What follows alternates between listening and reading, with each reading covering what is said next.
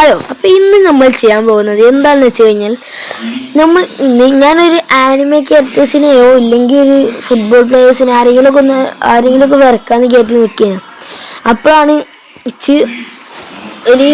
ഞാൻ ഇപ്പോൾ അടുത്ത് വാങ്ങിയൊരു ചെറിയൊരു ബുക്ക് ഓർമ്മയായിരുന്നു. അപ്പോൾ ഞാൻ ഇതിലൊരു വാട്ടർ കളർ ചെയ്യാമെന്ന് കരുതി.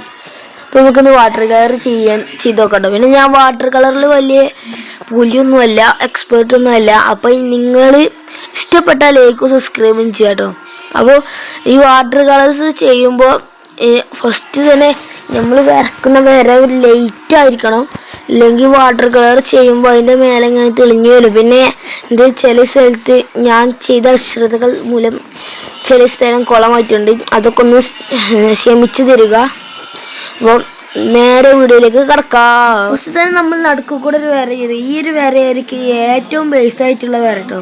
പിന്നെ അതിൻ്റെ മേത്ത് കൂടെ നമ്മൾ ഒരു വീട് വരക്കുകയാണ്. വീടൊക്കെ നിങ്ങൾക്ക് ഞാൻ സ്കെച്ച് ഇടുമ്പോൾ കാണുന്നുണ്ടോ എന്ന് എനിക്കറിയില്ല. അപ്പോൾ ഈ ഒരു വീഡിയോ ഇഷ്ടപ്പെട്ടാൽ ലൈക്കും സബ്സ്ക്രൈബും ചെയ്യാൻ മറക്കണ്ട കേട്ടോ. അപ്പോൾ നിങ്ങൾക്ക് എത്ര പേർക്ക് ഇതുപോലെ വരക്കാൻ ഇഷ്ടമുള്ളവർ ലൈക്ക് ചെയ്യട്ടോ. വരക്കാൻ ആഗ്രഹമുണ്ട്, വരക്കാനും കഴിയില്ല. വരക്കാനും കഴിയുന്നവരുണ്ടെങ്കിലും ഒന്ന് ലൈക്ക് സബ്സ്ക്രൈബ് ചെയ്തോ. ഞാൻ ഇപ്പോൾ ഈ ഒരു കളർ വെച്ചിട്ടാണ് ചെയ്യുന്നത്. ഞാൻ ആദ്യം വേറെ രീതിയിലുള്ള ഒരു വട്ടത്തിലുള്ള കട്ട പെയിൻറ് വെച്ചിട്ടായിരുന്നു ആദ്യമൊക്കെ ഞാൻ ചെയ്തിരുന്നത്. എൻ്റെ ആദ്യത്തെ സബ്സ്ക്രൈബേഴ്സിനൊക്കെ അത് അറിയാമായിരിക്കും. എന്നാലും ഇപ്പം ഞാൻ ഈ ഒരു ഇത് വെച്ചിട്ടാണ് ചെയ്യുന്നത്. ഇത് വെച്ചിട്ട് എനിക്ക് തീരെ കഴിയില്ല കേട്ടോ. മറ്റേത് വെച്ചിട്ടാണെങ്കിൽ നല്ലോണം ഒന്നും പാടെ നല്ല അടിപൊളിയായിട്ട് ഞാൻ ചെയ്തേനെ.